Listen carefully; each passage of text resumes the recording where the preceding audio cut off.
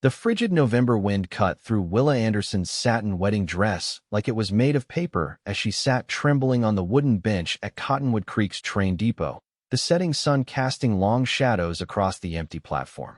Her fingers, red and numb from the cold, clutched a small valise containing all she'd managed to grab before fleeing the church of few belongings and the shattered remains of what should have been the happiest day of her life. The year was 1878, and Cottonwood Creek, Colorado, was meant to be just another stop on her journey to a new life, not the place where she'd be abandoned with no money and nowhere to go. 3 hours had passed since the eastbound train departed, taking with it her last chance of escape for the day. Now, as dusk settled over the mountains, the depot stood empty except for the station master, who occasionally glanced at her with a mixture of pity and discomfort from behind his window. Willa pulled the thin lace shawl tighter around her shoulders, fighting back tears. The elaborate updo her mother had spent an hour arranging that morning was now falling in loose tendrils around her face, and her once pristine white dress was smudged with dirt from her hasty departure. She'd been so certain about marrying Harold Blackburn, the banker's son from Denver, until she discovered the truth about him mere moments before walking down the aisle. The sound of approaching hoofbeats drew her attention. A tall man on horseback trotted into view, his silhouette backlit by the dying sun. He dismounted with the easy grace of someone who'd spent his life in the saddle, and as he stepped into the light cast by the depot lanterns, Willa could see he wore a well-worn duster, spurs that jingled softly with each step, and a hat pulled low over his eyes. He paused when he spotted her, clearly surprised to find anyone at the depot so late. For a moment, they simply stared at each other, she, a runaway bride with nowhere to run, and he, a dust-covered cowboy with curiosity written across his weathered features. "Evening, miss," he said, removing his hat to reveal sandy blonde hair and piercing blue eyes that seemed to take in every detail of her predicament at once. "Looks like you missed your train." "The last one left hours ago," Willa replied, her voice barely above a whisper, embarrassment coloring her cheeks. The cowboy glanced at her wedding dress, then at her red-rimmed eyes and the small valise at her feet. His expression softened. "I'm Yates Newcomb," he said, stepping closer. "Ranch foreman at the Circle Pine, few miles outside town." He hesitated, then added, "Couldn't help but notice you seem to be in a spot of trouble." Willa tried to summon a dignified response, but a particularly fierce gust of wind sent a violent shiver through her body instead. Her teeth chattered as she attempted to explain. I was supposed to be married today." Yates Newcomb nodded slowly, his eyes never leaving her face. "And yet here you are." "Here I am," Willa agreed, a note of bitterness creeping into her voice. The station master finally emerged from his office, locking the door behind him. "Depot's closing, miss. Can't stay here overnight." Panic flashed across Willa's face. The town's only hotel was beyond her means, and she knew no one in Cottonwood Creek. Yates seemed to read her thoughts. He squared his shoulders and made a decision. "I'll take you home," he said simply. Willa stared at him. "I beg your pardon." "To the Circle Pine. My boss's wife is always taking in strays, people and animals alike. She'll see you settled until you figure out your next step." "I couldn't possibly impose. It's either that or sleep in the livery stable," Yates cut in gently.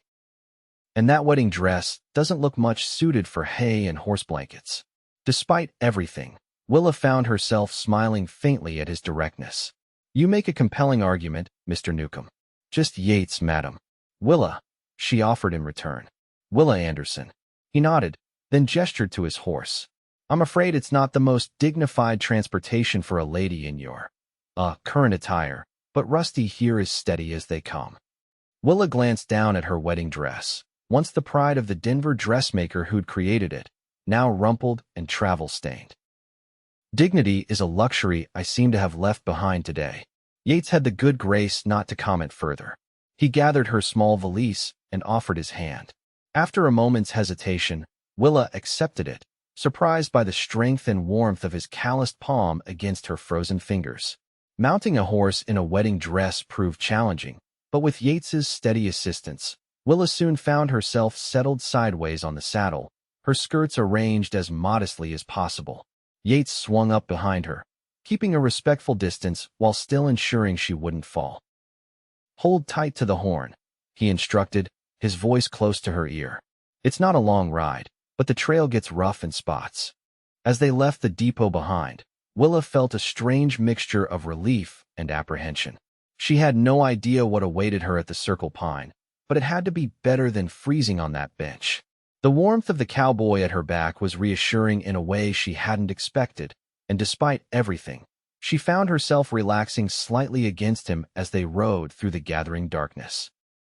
The sunset had given way to a clear night sky sprinkled with stars when they finally crested a hill revealing the Circle Pine Ranch below. Lamplight glowed from the windows of a substantial two-story house, surrounded by various outbuildings and corrals. Even in the darkness, Willa could tell it was a prosperous operation. "This is where you work?" she asked, breaking the comfortable silence that had fallen between them. "Going on 5 years now," Yates replied. "The Hendersons are good people. Took me on when I was just a drifter with nothing but my saddle and a bad reputation." His words gave Willa pause. A bad reputation? She felt rather than saw his shrug. "That's a story for another time, Miss Anderson." As they approached the main house, a woman emerged onto the porch, wiping her hands on her apron. She was middle-aged, with streaks of silver in her dark hair and a face that spoke of both kindness and determination. "Yates Newcomb, you're late for supper," she called, then stopped short when she noticed Willa. "And you've brought company." Yates dismounted first, then carefully helped Willa down. Her legs were stiff from the ride and the cold, and she stumbled slightly against him. His arms steadied her with a gentleness that belied his rugged appearance. "Mrs. Henderson," he said, "this is Miss Willa Anderson. She was stranded at the depot. Miss Anderson, this is Margaret Henderson, the finest woman in 3 counties and the real boss of Circle Pine, no matter what her husband might tell you." Margaret's shrewd eyes took in Willa's wedding dress, but her expression remained warm and welcoming. "Well, Miss Anderson, you look like you've had quite a day. Come inside and get warm before you catch your death." The interior of the Henderson home was comfortable without being ostentatious, clearly the residence of people who had worked hard for their success and saw no need to flaunt it. A fire roared in the stone hearth, and the sense of beef stew and fresh bread filled the air. "George," Margaret called up the stairs. Yates brought home a guest. A tall, broad-shouldered man with a salt and pepper beard descended the stairs, looking curious. "We running a stage station now, Maggie?" he asked, but his tone was good-natured. "Miss Anderson needed shelter for the night," Yates explained. "Found her at the depot with nowhere to go." George Henderson studied Willa thoughtfully, then nodded. "Any friend of Yates is welcome here, though I suspect there's a story behind that dress." Willa clutched her valise tighter, suddenly overwhelmed by the kindness of these strangers and the weight of her own circumstances. "I don't know how to thank you. You can thank us by getting out of that freezing dress and into something warm," Margaret said practically. "I'll have Jessie prepare the spare room. Yates, show Miss Anderson where she can freshen up while I find her something suitable to wear." Yates led Willa to a small washroom off the kitchen, then excused himself. Left alone, Willa finally allowed the tears she'd been holding back to fall. She stared at her reflection in the small mirror above the basin, her once perfect coiffure now a disheveled mess, her face pale and tear-streaked. The woman looking back at her seemed like a stranger. A soft knock interrupted her thoughts. Margaret entered with a bundle of clothing and a sympathetic smile. "These might be a bit large, but they're clean and warm. Once you're changed, come join us for supper. You look like you haven't eaten all day." Willa realized with surprise that she hadn't the breakfast she'd picked at nervously that morning was her last meal. "Thank you, Mrs. Henderson. I don't know what would have happened if Mr. Newcomb hadn't found me." "Yates has a habit of finding people who need finding," Margaret replied with a knowing look. "Now get changed. Questions can wait until after you've had a hot meal." The borrowed clothes, a simple blue cotton dress that hung loosely on Willa's smaller frame, and thick woolen stockings felt like heaven after the restrictive wedding gown. Willa folded her bridal attire carefully, each crease and fold a reminder of how dramatically her life had changed in a single day. When she joined the others in the dining room, she found the Hendersons, Yates, and 2 ranch hands already seated. All conversation stopped briefly as she entered, but Margaret quickly ushered her to an empty chair beside Yates. "This is Pete and Sam." George introduced the ranch hands. "Boys, Miss Anderson will be our guest for a while." The meal passed pleasantly, with conversation flowing around Willa without requiring much contribution from her. She was grateful for the reprieve, focusing instead on the simple but delicious food. Occasionally, she caught Yates watching her with an expression she couldn't quite decipher. After dinner, when the hands had retired to the bunkhouse and George had retreated to his study with a pipe, Margaret sat Willa down by the fire with a cup of hot tea.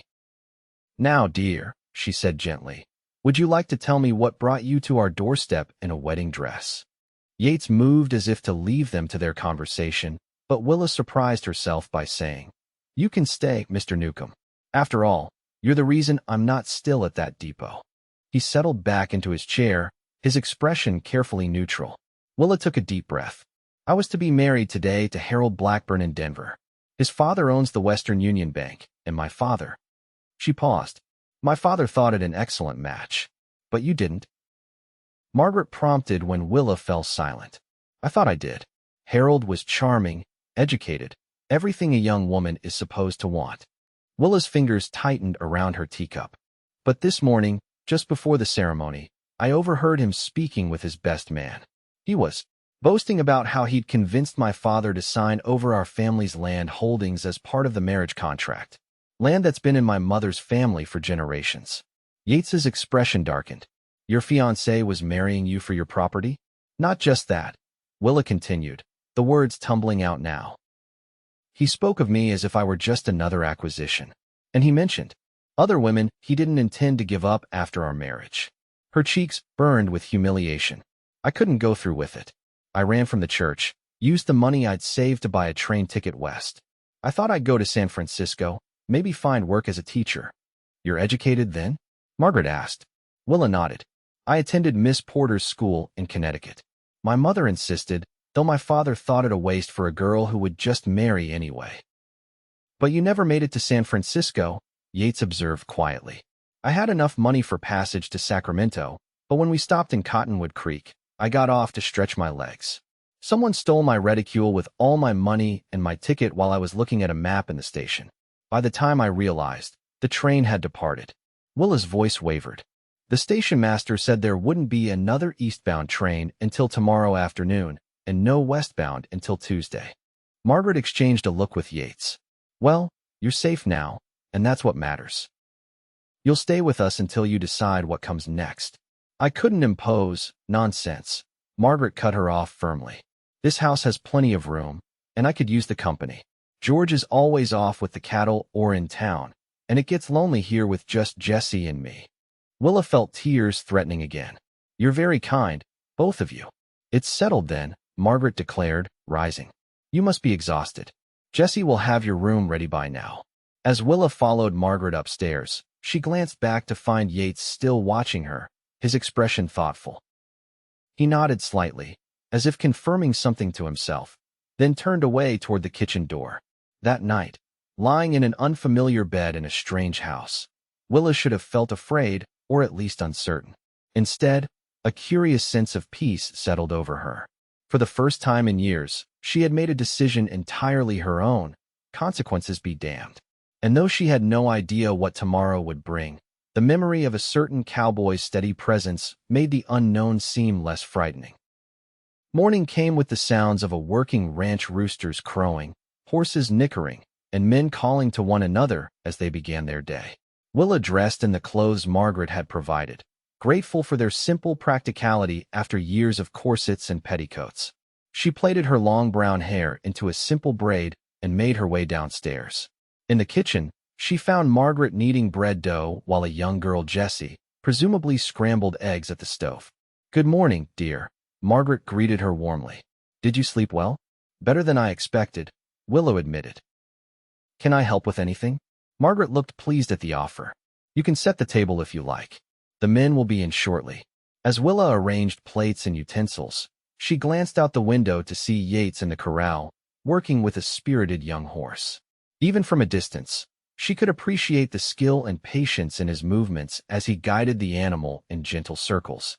"He has a way with them," Margaret commented, following Willa's gaze, especially the difficult ones. George says Yates could gentle a cyclone if he set his mind to it. Has he worked here long? Willa asked, trying to sound merely conversational. 5 years come spring. Showed up half dead after a bar fight in Tucson went bad. George found him on the trail and brought him home. Margaret smiled at the memory. He was like a half-wild Mustang himself back, then all wounded pride and suspicion. Took us months to earn his trust. Before Willa could inquire further, the kitchen door swung open and George entered, followed by the ranch hands and finally Yates. They all washed up at the pump outside before taking their places at the table. "Morning, Miss Anderson," George greeted her. "Hope you're feeling more settled today." "Yes, thank you, Mr. Henderson. Your hospitality is overwhelming." Throughout breakfast, Willa was acutely aware of Yates seated across from her, though he said little beyond passing dishes and responding to George's questions about the day's work. When the meal ended, and the men prepared to return to their duties, Willa gathered her courage. "Mr. Newcomb," she called as he reached for his hat, "might I have a word?" If he was surprised, he didn't show it. He simply nodded and followed her onto the front porch, standing with his hat in his hands. "I wanted to thank you properly," Willa said, "for last night. I dread to think what might have happened if you hadn't come along." "Anyone would have done the same," he replied, his gaze direct but not uncomfortable. "We both know that's not true." Willa stepped closer. "Mrs. Henderson told me a little about how you came to be here. It seems we're both fugitives of a sort." A smile tugged at the corner of his mouth. "Guess we are, at that." "I won't pry into your past if you won't pry into mine," she offered. "But I would like to know more about the man who rescued me." Yates shifted his weight, clearly unaccustomed to talking about himself. "Not much to tell. I grew up in Texas, drifted north after the war.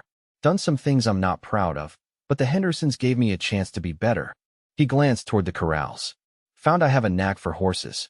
They don't care about your past, just how you treat them in the present." "A valuable philosophy," Willa observed. He studied her for a moment. "What about you? Really headed to San Francisco? Or was that just the furthest place from Denver you could think of?" His perception startled her. "A bit of both, I suppose. I had a cousin there once, though we've lost touch. Mostly, I just needed to go somewhere Harold wouldn't think to look." "You think he'll come after you?" Yates's tone sharpened slightly. "Not out of affection," Willa clarified. "But his pride was wounded, and there's still the matter of my family's land. My father will be furious that I've jeopardized the arrangement." Yates considered this. "Well, Cottonwood Creek's small enough that a stranger asking questions would be noticed right away, but far enough from Denver that you might not be the first place they'd look." "Are you suggesting I stay here?" Willa asked, surprised. "For a while, at least. Until you figure out your next move." He placed his hat on his head. "Mrs. Henderson could use the help around the house, and you'd be safe here." Before Willa could respond, George called from the barn, and Yates tipped his hat to her before striding away. She watched him go, puzzled by his interest in her welfare, but undeniably grateful for it. Later that morning, Margaret found Willa gazing out the kitchen window. "Penny for your thoughts?" the older woman asked. "I was just wondering what happens now," Willa admitted. "I can't impose on your kindness indefinitely." "Why not?" Margaret replied practically. "Jessie's leaving at the end of the month to marry her sweetheart in Pueblo. I could use another pair of hands, and you need somewhere to stay. Seems like Providence to me." Willa turned to her, eyes wide. "You'd hire me as your housekeeper?" Margaret laughed. "I'd welcome you as a companion who earns her keep. There's a difference." She sat at the table, gesturing for Willa to join her. "George and I never had children of our own. This big house gets mighty empty sometimes. What would I need to do? Help with cooking and cleaning, mending, keeping accounts. I understand you're educated. And when spring comes, you might help with the garden and chickens." Margaret reached out to pat Willa's hand. "It's not a glamorous life, but it's honest work with good people." The offer was unexpected but not unwelcome. Willa had feared she would need to move on quickly, with no resources and nowhere to go. The thought of staying at Circle Pine, even as a domestic helper, was appealing, particularly given the alternative. "I accept," she said firmly, "and I promise to earn my keep." Margaret smiled, clearly pleased. "Good. We'll tell George at supper. Now, let me show you around properly so you can learn the rhythms of the house." The next few days passed in a blur of new routines and responsibilities. Willa discovered muscles she didn't know she possessed as she learned to churn butter, haul water, and beat rugs. Yet despite the physical demands, she found satisfaction in the straightforward nature of the work, so different from the elaborate social performances that had dominated her life in Denver. She saw Yates only at meals, where he remained quietly observant but rarely engaged her directly. Still, she often felt his eyes on her when he thought she wasn't looking, and occasionally she would glance up to find him watching her with that same unreadable expression. On her 5th day at Circle Pine, Willa was hanging laundry in the crisp autumn air when Yates approached, leading a gentle-looking bay mare. "Mrs. Henderson mentioned you used to ride," he said without preamble. Willa smiled, remembering her childhood passion that her mother had deemed unladylike once she reached a certain age. "I did, though it's been years." "This is Daisy," Yates said, patting the mare's neck. "Sweetest temperament on the ranch. Thought you might like to get away from the house for a bit. See more of Circle Pine than the yard." The invitation surprised and delighted her. "I'd like that very much. I'll saddle her for you after lunch, if that suits." Willa nodded, suddenly eager for the afternoon to arrive. When it did, she found Yates waiting with 2 horses, Daisy and his own mount, Rusty. He helped her into the saddle, his hands strong and sure at her waist, then swung up onto his own horse. "I thought we'd ride out to the east pasture," he said. "It's pretty this time of year, and the trail's easy." They rode side by side when the path allowed, Willa gradually remembering the rhythm of horseback riding. The day was clear and cool, the aspens gleaming golden against the evergreens. After the tension and turmoil of the past week, the simple pleasure of riding through beautiful country felt like a luxury. "You're a natural," Yates commented after watching her navigate a small stream crossing. "Some people never get comfortable in the saddle." "My grandfather taught me when I was small," Willa explained. "He had a farm outside Denver before the city grew.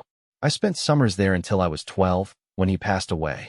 And after that, my mother decided it was time I learned to be a proper young lady." Willa couldn't keep the hint of bitterness from her voice. No more riding, no more helping with the animals. Just endless lessons in deportment and domestic arts. "Sounds suffocating," Yates observed. "It was," Willa agreed. "But I didn't know any different. All the girls I knew lived the same way, being groomed to make suitable matches." She glanced at him. "What about you? Where did you learn to ride?" "My daddy had a small spread in East Texas. Nothing fancy, but we got by." His expression grew distant. "Lost it during the war. I was 14 when I first hired on as a drover." They rode in companionable silence for a while, cresting a hill that offered a panoramic view of the valley below. The Circle Pine Ranch spread out before them, its buildings tiny in the distance, the pine forest that gave it its name forming a dark green band along the northern border. "It's beautiful," Willa breathed. "Worth protecting," Yates agreed. "The Hendersons built all this from nothing. Takes grit to make something last out here." His words reminded Willa of what she'd left behind, her family's land that Harold had coveted. "My mother's family had a similar determination. They were among the first settlers in the Colorado Territory. The land they claimed has been passed down through the women in our family for generations." Yates looked at her sharply. "And now your father was going to sign it over to your husband?" He saw it as a sound business decision. "The Blackburn Bank holds notes on half the businesses in Denver. To align our family with theirs seemed advantageous." Willa's voice hardened. "What he failed to consider was that I might have opinions about my inheritance." "Sounds like you're more like your grandfather than your parents expected," Yates observed with a hint of admiration. Willa laughed softly. "Perhaps I am." They continued their ride, Yates pointing out various landmarks and explaining aspects of the ranching operation. His knowledge was extensive and his passion for the work evident in every word. By the time they turned back toward the ranch house, the afternoon was waning, but Willa felt more alive than she had in years. As they approached the stables, Yates asked, "Would you like to make this a regular thing? Riding, I mean. It would be good for Daisy to get the exercise." "I would enjoy that very much," Willa replied, recognizing the thin pretext for what it was, a chance to spend more time together away from the watchful eyes of the household. Over the following weeks, as November gave way to December and the first snows dusted the mountains, Willa and Yates established a routine. Every few days, weather permitting, they would ride out together in the afternoon. Sometimes they explored different parts of the ranch. Other times, they simply followed the same trail, comfortable enough in each other's company that conversation flowed naturally. Willa learned about Yates's years as a cowboy, driving cattle up from Texas along the Goodnight-loving trail, about the trouble he'd found in various frontier towns, and eventually about the bar fight in Tucson that had nearly cost him his life, an altercation sparked when he defended a saloon girl from an abusive customer. "I was no saint," he admitted during one ride. "Spent too many years drifting, drinking, fighting. But that night in Tucson, something changed. The man I shot, he lived. Thank God, but it could have gone different. Made me realize I was headed for a shallow grave if I didn't change my ways." "Is that when you came to Colorado?" Willa asked. "Tried to," Yates said with a wry smile. "But I was wounded pretty bad myself. Managed to get out of town before the law caught up, but collapsed on the trail. If George hadn't found me." He shrugged. "Well, I owe him everything." In return, Willa shared stories of her own life, her education back east, her discomfort with Denver society's expectations, and her growing realization that the path laid out for her by her parents was not one she wished to follow. "I always thought I'd accept my lot eventually," she confessed one crisp December afternoon as they sat on a rocky outcropping overlooking a frozen creek. "That I'd marry someone suitable, have children, and find contentment in that role. But the closer I got to my wedding day, the more trapped I felt." "Even before you discovered your fiancé's true character?" Yates asked. Willa nodded slowly. "I think I always knew something wasn't right. Harold was perfect on paper, handsome, wealthy, well-connected. But whenever he touched me, even just to take my arm, I felt nothing. Worse than nothing, I felt a kind of dread." She glanced at Yates, suddenly self-conscious. "That must sound ridiculous." "Not to me," he said quietly. "Some things, you just know in your bones." His blue eyes held hers for a moment longer than usual, and Willa felt a warmth that had nothing to do with her heavy coat. It was becoming increasingly difficult to deny that her feelings for the taciturn cowboy had grown beyond gratitude or friendship. At the ranch house, too, their growing closeness did not go unnoticed. Margaret occasionally gave Willa knowing looks when Yates held her chair at dinner or offered to help her with particularly heavy chores. Even George commented one evening that he'd never seen his foreman so sociable. December brought preparations for Christmas, and Willa threw herself into helping Margaret decorate the house and prepare special treats. The holiday had always been a formal, somewhat stilted affair in her parents' home, but at Circle Pine, the celebration promised to be warm and genuine. A week before Christmas, George announced at breakfast that he needed to go into town for supplies. "I'll be taking the wagon," he told Yates. "Need you to ride ahead and make sure that order from Denver came in at the mercantile." "I can do that," Yates agreed. "Miss Anderson," George turned to Willa, "Margaret mentioned you might need some personal items. Would you like to accompany Yates into town? You could make your purchases while he checks on our order, then ride back with me in the wagon." Willa hesitated. She hadn't left the ranch since her arrival, partly from fear of being recognized if Harold or her father had indeed sent someone looking for her. But after nearly a month with no word from Denver, she was beginning to believe she had truly escaped. "That would be wonderful, thank you," she said, making up her mind. An hour later, Willa found herself riding toward Cottonwood Creek beside Yates, wearing a warm coat borrowed from Margaret and a knitted scarf that covered much of her face against the winter chill. "Nervous?" Yates asked as they approached the outskirts of town. "A little," she admitted. "I haven't been back since I found you at the depot," he finished for her. "Don't worry. If anyone's asking questions, I'll hear about it. Cottonwood Creek doesn't have many secrets."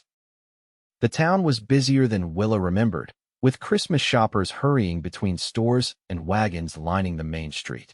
As they rode past the train depot, she couldn't help but look at the bench where Yates had found her a moment that seemed both recent and somehow part of a different lifetime.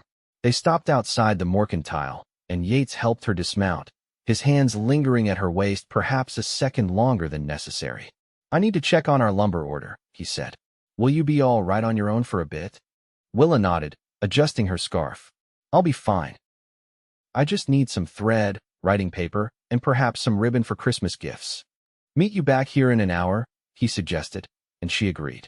Inside the mercantile, Willa browsed the shelves, enjoying the simple pleasure of selecting small items for herself and gifts for the Hendersons. She had just chosen a handsome leather-bound journal for George when a familiar voice behind her made her blood run cold.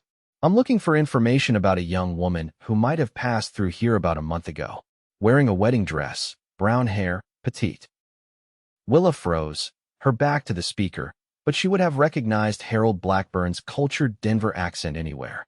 Carefully, she turned just enough to confirm her fears. Harold stood at the counter, speaking to the proprietor. Next to him was a man she didn't recognize, likely hired to help with the search. With her heart pounding, Willa pulled her scarf higher and moved deeper into the store, pretending to examine a display of canned goods while straining to hear the conversation. "Can't say I recall anyone like that," the shopkeeper replied. "Though I was away visiting my sister in Pueblo for most of November. You might try the depot master. He sees everyone coming and going." "We already spoke with him," Harold's companion said. He remembered her, but claimed not to know where she went after leaving the station. Willa edged toward the rear door of the store, abandoning her intended purchases. She needed to find Yates and warn him before Harold spotted her. But as she reached for the door handle, it swung open, and she found herself face to face with Harold himself, who had apparently circled around to the back entrance. For a moment, they stared at each other in shock. Then recognition dawned in Harold's eyes. "Willa," he breathed. "Thank God. We've been searching everywhere." She backed away, bumping into a stack of flour sacks. "Stay away from me, Harold." His handsome face arranged itself into an expression of concern that might have fooled her once. "Darling, you must come home. Your parents are beside themselves with worry.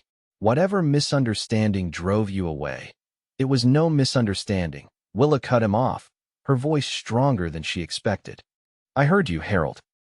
I heard exactly what you think of me and why you wanted to marry me." His expression hardened slightly. "You're being ridiculous. You've been missing for weeks. Your father is prepared to forgive this. Indiscretion if you return with me now." "Forgive me." Willa felt anger replacing her initial fear. "I need no forgiveness for refusing to marry a man who sees me as nothing but a means to acquire my family's land." Harold stepped closer, lowering his voice. "Keep your voice down. You're making a scene." His hand closed around her wrist with painful force. "You're coming back to Denver, Willa. Your father and I have an agreement." "Let go of me," Willa demanded, trying to pull away. "Is there a problem here?" Yates's quiet voice cut through the tension like a knife. He stood in the doorway, his posture relaxed but his eyes hard as flint as they took in the scene. Harold's grip tightened on Willa's wrist. "This is a private matter, sir. Please move along." "Don't believe I will," Yates replied, stepping further into the store. "Miss Anderson asked you to let her go. I suggest you do so." Harold's companion appeared behind Yates, effectively blocking the exit. "This isn't your concern, Cowboy. The lady is returning to Denver with her fiancé." "Ex-fiancé," Willa corrected, still struggling to free herself. Yates's gaze never left Harold's face. "Last chance to release her peaceably." Harold sneered. "Do you have any idea who I am?" "My father," whatever he intended to say was cut short as Yates moved with surprising speed, breaking Harold's grip on Willa's wrist and placing himself between them. "I don't care if your father is President Hayes himself," Yates said evenly. "The lady doesn't want to go with you." Harold's companion reached inside his coat, but Yates was faster. The revolver that appeared in the cowboy's hand seemed to materialize from nowhere. "I wouldn't," Yates advised, his voice deadly calm. The store owner emerged from behind a shelf, his own shotgun in hand. "What's all this commotion?" "These gentlemen were just leaving," Yates said, not taking his eyes off Harold. "Weren't you?" For a tense moment, Willa feared Harold would escalate the confrontation. But he was a banker's son, not a fighter, and the steady look in Yates's eyes clearly unsettled him. "This isn't over," Harold warned, straightening his expensive coat. "Willa belongs in Denver with her family. With me. You have no right to interfere."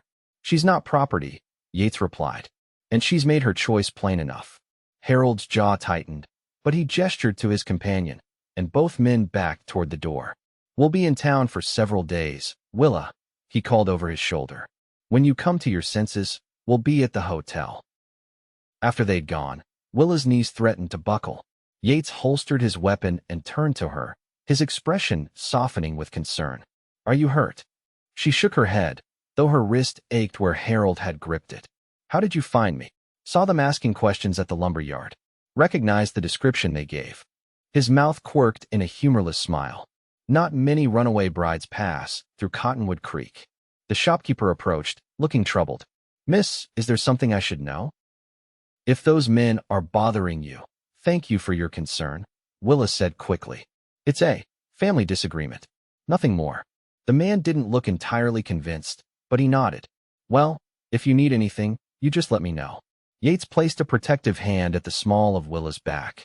We should find George and get back to the ranch. It's not safe for you in town now. They located George at the blacksmith shop and quickly explained the situation. The ranch owner's normally genial expression darkened as he listened. This Blackburn fellow sounds like trouble, he said when they'd finished. But he's right about one thing: he can't force you to go anywhere against your will, Willa. Not in my town. Thank you, Willa said, touched by his immediate support. But I'm worried about what he might do. Harold isn't accustomed to being denied anything he wants. Let him try something, Yates muttered. He'll find Circle Pine isn't Denver. They decided that Willa would return to the ranch immediately with Yates, while George finished his business in town and kept an eye on Harold's movements. The ride back was tense, with both of them scanning the trail frequently to ensure they weren't followed. I'm sorry, Willa said finally, breaking the strained silence. I've brought trouble to your door after all your kindness. Yates shook his head. You've got nothing to apologize for. Men like Blackburn, they think the world owes them whatever they want. His expression darkened. I've known plenty like him. Different clothes, maybe, but the same entitlement underneath. What will happen now? Willa asked, voicing the fear that had been building since the confrontation. If Harold tells my father he's found me, we'll cross that bridge when we come to it, Yates assured her. For now, let's just get you safely back to the ranch.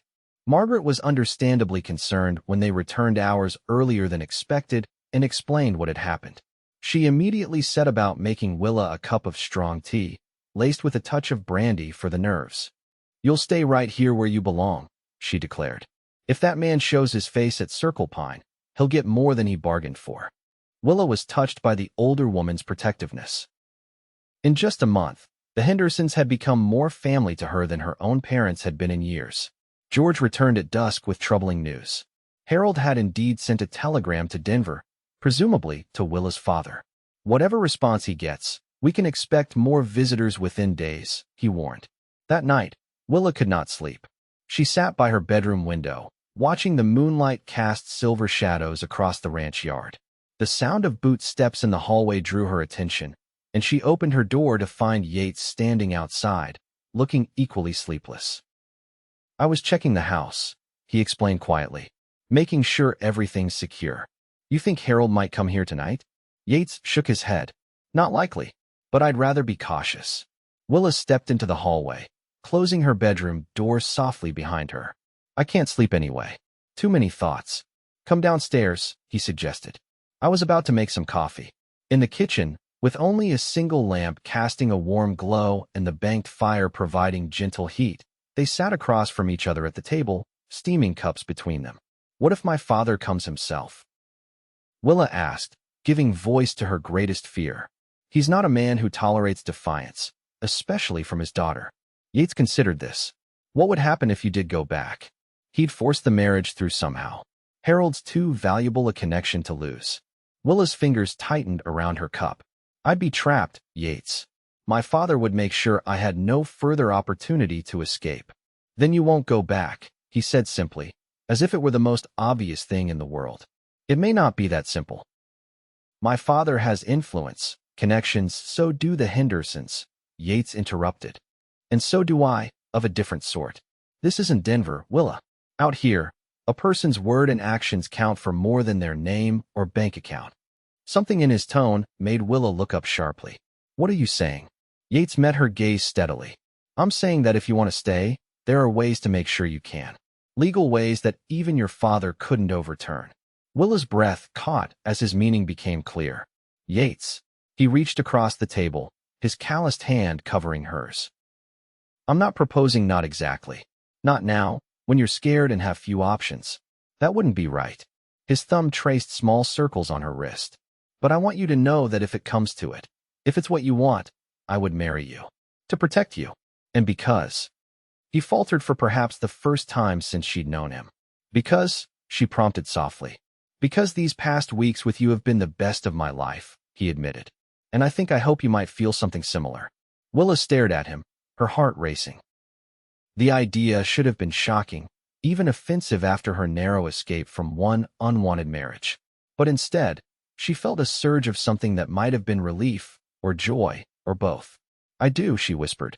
Feel something similar, I mean. The smile that transformed his face was like sunrise breaking over the mountains. But before he could respond, the sound of approaching horses broke the moment. Yates was on his feet instantly, moving to the window. Riders, he said, his voice once again all business. 5 of them, coming fast.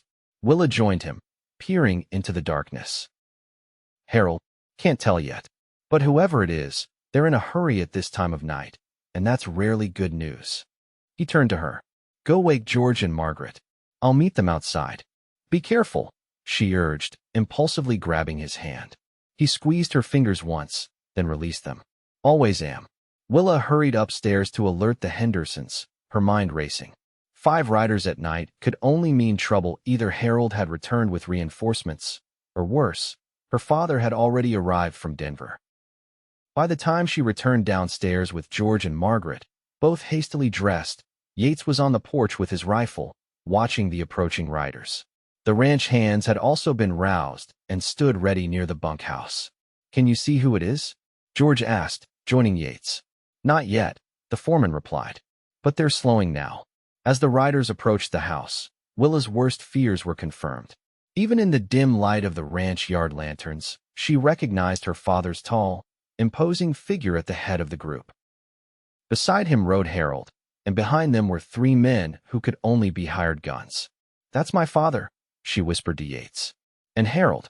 George stepped forward as the riders halted a respectful distance from the house. This is private property, he called. State your business. Jonathan Anderson dismounted, handing his reins to one of his men. He was a distinguished-looking man in his 50s, with the same dark hair as Willa, now streaked with silver, and hard eyes that had always seemed to find her wanting. I've come for my daughter, he announced, his voice carrying the authority of a man accustomed to being obeyed. I know she's here. Willa stepped into the light, lifting her chin defiantly. Hello, father. Willa, he acknowledged coldly. You've caused quite enough trouble. Get your things. We're returning to Denver immediately. I'm not going anywhere with you or Harold, she replied, proud that her voice remained steady despite her racing heart. Her father's expression darkened. You are my daughter, and until you are married, you remain under my authority. This childish rebellion ends now. She's a grown woman, Margaret interjected, moving to stand beside Willa. She makes her own choices. Harold dismounted as well, his handsome face twisted with frustration. This is absurd, Jonathan. Let's just take her and be done with it. No one's taking anyone anywhere against their will, George stated firmly, his hand resting casually on the shotgun at his side. Not from my land. Jonathan Anderson surveyed the scene, the determined rancher, the resolute woman beside his daughter, and the lean cowboy whose hand hadn't moved from his holstered revolver since their arrival. He was clearly unused to such resistance. I don't know what lies my daughter has told you, he began, adopting a more reasonable tone. But she is betrothed to Mr. Blackburn here. She fled on their wedding day in a fit of nerves, understandable, perhaps, but ultimately foolish. Her mother is beside herself with worry. That's not true, Willa countered. I left because I overheard Harold admitting he was only marrying me to gain control of Mother's land. And I doubt Mother is worried at all. She's probably relieved I escaped the fate she couldn't. Her father flinched almost imperceptibly at the mention of his wife. You don't know what you're talking about, he snapped, but the brief flicker of uncertainty in his eyes told Willa she had struck a nerve. I know exactly what I'm talking about, she pressed. I know the land has been in Mother's family for generations. I know she never wanted to marry you, but her father arranged it anyway. And I know she spent 20 years regretting that decision. I won't make the same mistake. Harold stepped forward, ignoring the way Yates tensed at his movement. Willa, be reasonable. Whatever you think you heard was a misunderstanding. I care for you deeply. His tone was conciliatory, but his eyes were cold. "Come home, and we can discuss everything calmly." "There's nothing to discuss," Willa replied. "I'm not marrying you, Harold. Not now, not ever. This is getting us nowhere," her father cut in impatiently. "Willa, you have obligations to your family. The agreement between the Blackburns and ourselves is legally binding." Actually, Yates spoke for the first time, his voice quiet but carrying easily in the night air. "It's not binding on Willa at all, unless she signed something herself." Jonathan Anderson turned his irritation on this new challenger. "And who are you to speak on matters of law, Cowboy?" "Yates Newcomb, foreman of Circle Pine," he replied evenly. "And before that, I rode with Judge Parker's marshals out of Fort Smith. Picked up enough law to know that in Colorado territory, a woman of legal age can't be contracted into marriage without her consent, regardless of what her father might have signed." This new information clearly caught Jonathan off guard. He glanced at Harold, whose expression had grown increasingly sour. Furthermore, Yates continued, stepping closer to Willa, "Miss Anderson has already accepted another proposal of marriage. Mine." Willa's eyes widened at this declaration, technically true based on their kitchen conversation, but greatly accelerated from what they had discussed.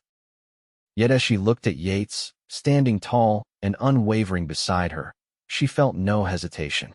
"That's right," she affirmed, taking his hand. "I'm staying here. I'm marrying Yates." Harold laughed derisively. "This is preposterous. You would choose a saddle tramp over me? Over your own family?"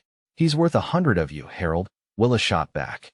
"And these people are more family to me after 1 month than you or my father ever were." Jonathan Anderson's face had turned dangerously red. "I'll not stand here and be insulted by my own daughter. If you're determined to throw your life away, so be it. But don't expect anything from me or your mother's estate. Not 1 acre, not $1. "I don't want your money, father," Willa replied calmly. "But mother's land is her birthright to give, not yours to withhold. I suggest you remember that before you make promises to others about property you don't control." Her father looked as though he might explode with rage, but Harold placed a restraining hand on his arm. "Let's go, Jonathan. She's clearly lost her senses." He shot Willa a venomous look. "You'll regret this." "The only thing I regret," Willa said, "is not seeing you both for what you are sooner." Without another word, her father remounted his horse. Harold followed suit, though not before casting one last malevolent glance at Yates, who returned it with cool indifference. "This isn't over," Jonathan Anderson called as they prepared to ride away. "You'll come to your senses eventually, Willa." "I already have," she replied. "Goodbye, father." They watched in tense silence as the 5 riders departed, the sound of hoofbeats fading into the night. Only when they were well away did George instruct the ranch hands to keep watch in shifts until morning, just in case Anderson decided to return. Inside the house, Margaret bustled about making fresh coffee for everyone, muttering under her breath about arrogant city men and the nerve of some people. George settled into his chair by the fire, looking thoughtful but not displeased by the night's events. Willa and Yates stood somewhat awkwardly in the middle of the kitchen, suddenly conscious of what had just transpired. "Did you mean it?" she asked quietly.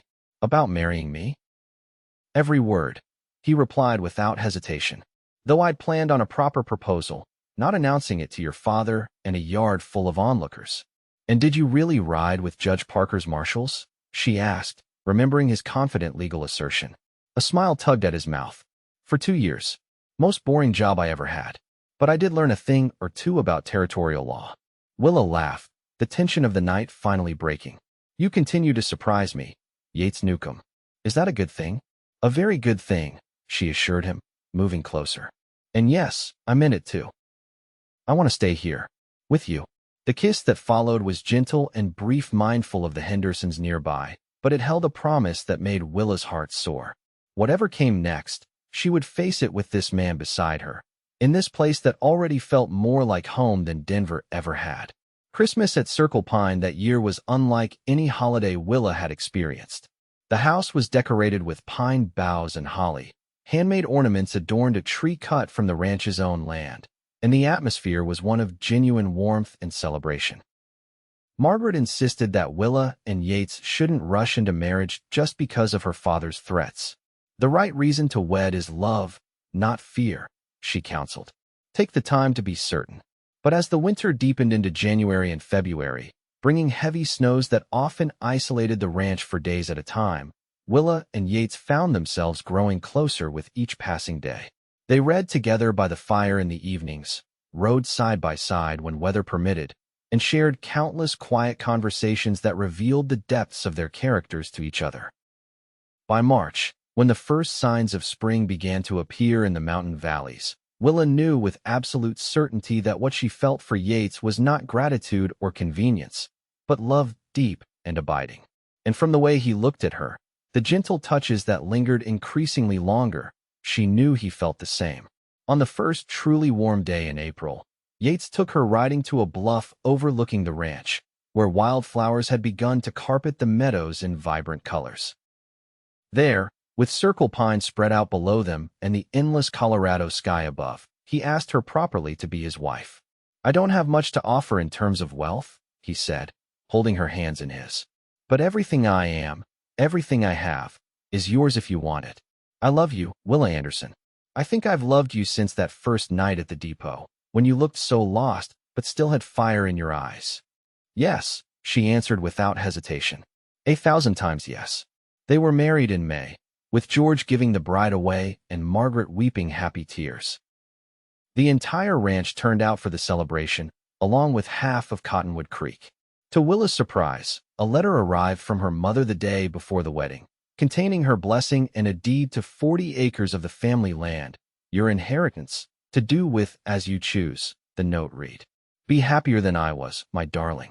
As the years passed, Circle Pine prospered under George's guidance and Yates's capable management. When the older couple decided to retire in 1885, they sold the ranch to Yates and Willa at a price that reflected not just the property's worth, but the value of family. By then, the Newcombs had 2 children of their own, a boy with his father's blue eyes and a girl with her mother's determined spirit. Sometimes, on summer evenings, Willa would sit on the porch of what was now their home, watching Yates teach their children to ride or mend fences or any of the 100 skills needed for ranch life.